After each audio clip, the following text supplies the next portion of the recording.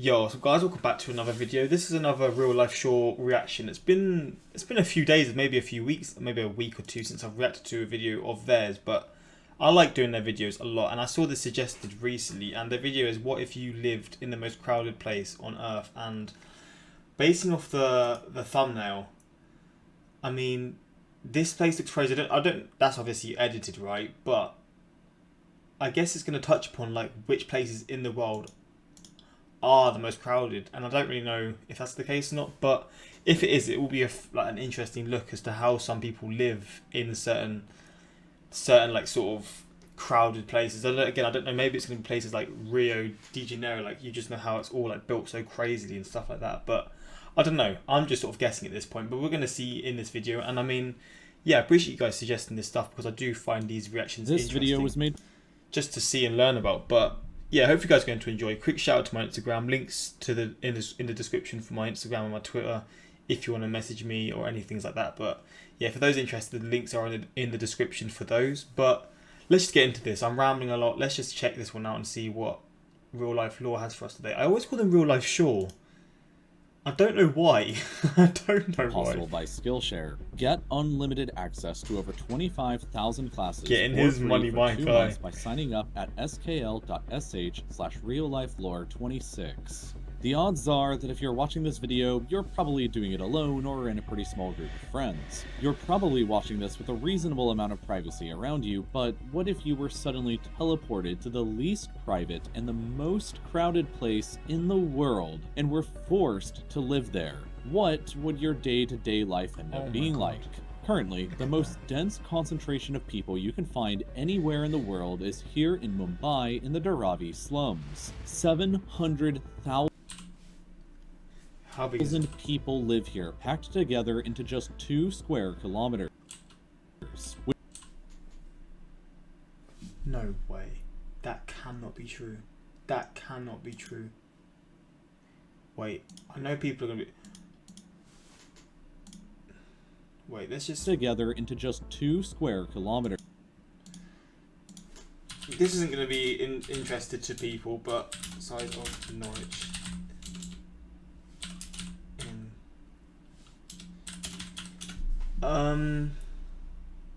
Oh my fucking god. This isn't even a big city. And the population here is like not even 200,000. Are you... You're telling me that that's what? 26 times smaller than Norwich, the city that I'm from. And the population is 3.5 times... That is abs... How? Wait, what? Which would be like shoving the entire population of Alaska down into just 2 city blocks. Life in Dharavi is harsh, but it's not the most crowded settlement in human history. I know I've paused it, like, I actually want to see, how do you spell it? Dharavi slums. I'm sorry for pausing it, like, I need to see this. I need to see this. That is absolutely astonishing.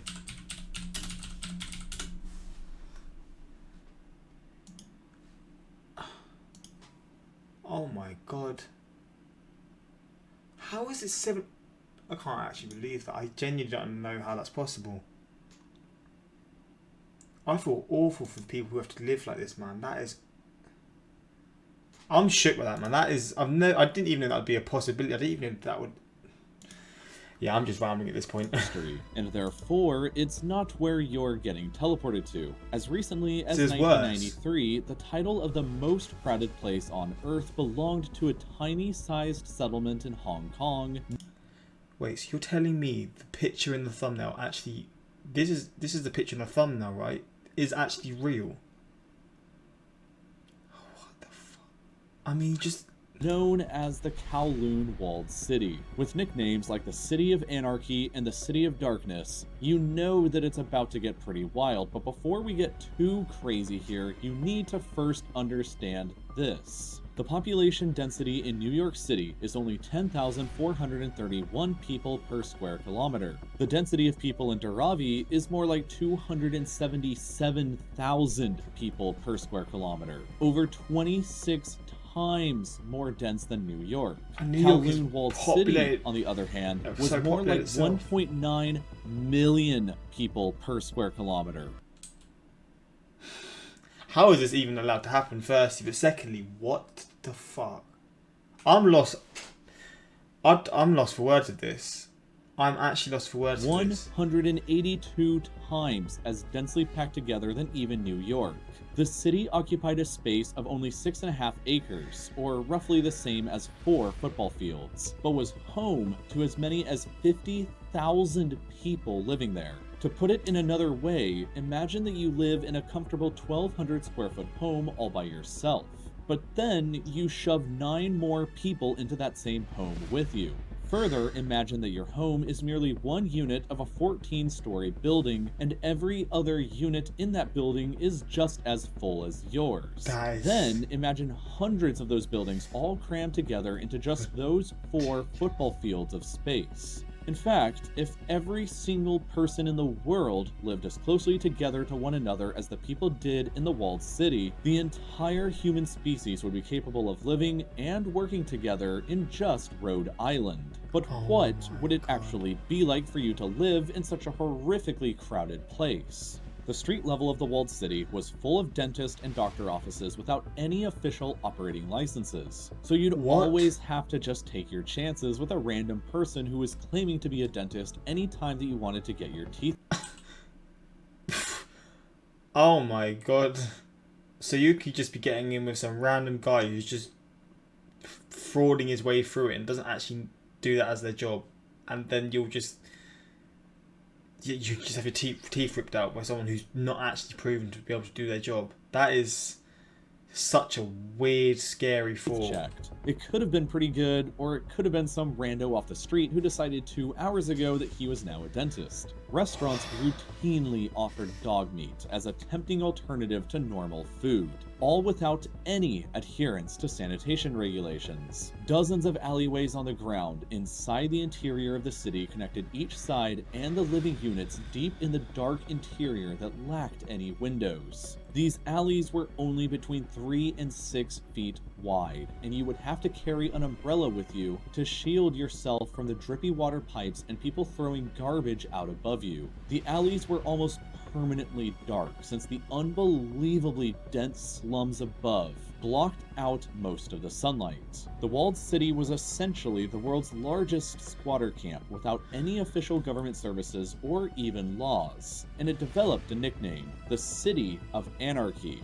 As the population began to skyrocket from a few hundred up to tens of thousands, both the British and the Chinese governments grew reluctant to interfere with the weird situation and carried out a very hands-off approach with regards to the city. This is how random people could claim to be dentists. Chefs served dogs in their cafes, and why nobody knew what to do with their garbage, so they either threw it out of their windows or hauled it up to the roof to be abandoned forever. Since the official government rarely intervened in whatever happened inside, the walled city became increasingly attractive to the people whose society frowned upon, like gangsters, pimps, drug dealers, sex workers, dog eaters, refugees, and apparently even some normal, albeit maybe crazy people who...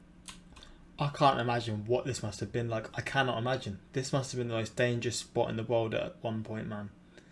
Imagine being a kid growing up in this environment. I can't imagine like being a kid growing up in this at all. There's probably like stories of kids who sort of explain like who did go through this and like they explain what like it was like, because I can't imagine. I really can't. Saw an opportunity. Further up into the dark layers of the city, you could easily find opium dens, heroin stands that operated as freely as convenience stores, and brothels that operated with impunity. The city was a dangerous place for police, or probably anybody really, to enter, so they only ever intervened with large groups and never alone. So if you ran into trouble inside and you called 911, the chances are that you'd probably not get an answer. On average, each person paid 35 Hong Kong dollars, or about $5 US per month for their rent for a 40 square foot room of space, which is about this size relative to an actual human for reference. Thousands of these little rooms existed side by side of each other, stretching up to 14 stories high. Around 500 buildings were constructed inside of the city without a single licensed architect or engineer providing any kind of guidance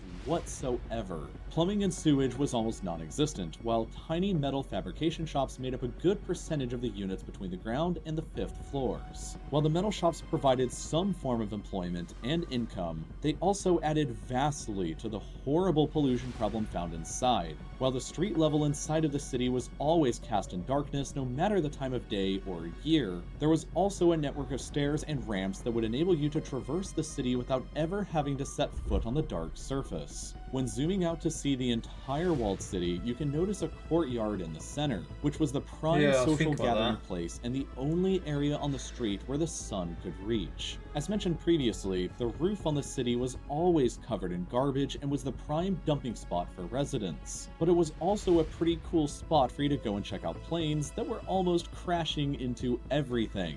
You see, the walled city was located on— This is giving me like anxieties, man. Living in this area is just like every bad thing you can think of is just there.